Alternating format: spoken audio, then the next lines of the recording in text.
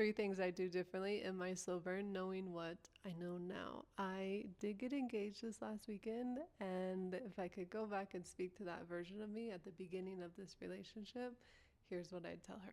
Number 1, stop treating uncertainty like it's a problem to solve. Back then, when I didn't know where I stood, my mind got to work. What if something changed? What if he's losing interest? I felt like I had to figure it out before I got hurt.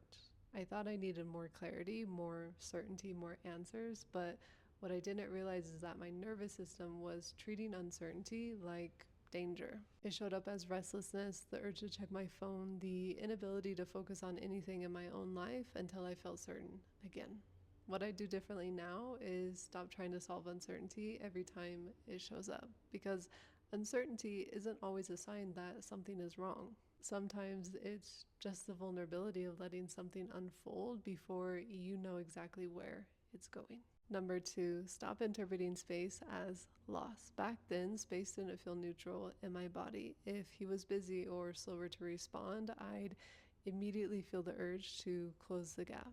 I didn't realize how much of my anxiety was being triggered by the space in itself.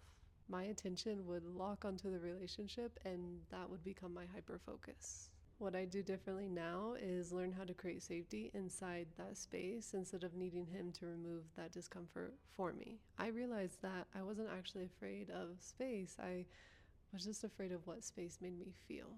And number 3, stop mistaking unfamiliarity for a red flag. There were moments in the connection that felt good, calm, intentional, consistent, and weirdly enough, those were the moments that activated me the most because I wasn't used to that kind of love. I was used to intensity and urgency. So when things felt steady, my nervous system started looking for problems. I'd question whether we had enough chemistry, or I'd convince myself that something was missing because it didn't feel as intense as the relationships I'd had before. What I do differently now is start to notice when my body is looking for problems just because things feel calm. And instead of immediately trusting that fear, I'd get curious about what feels unfamiliar, because sometimes the discomfort isn't about the relationship, it's the fact that safety feels unfamiliar.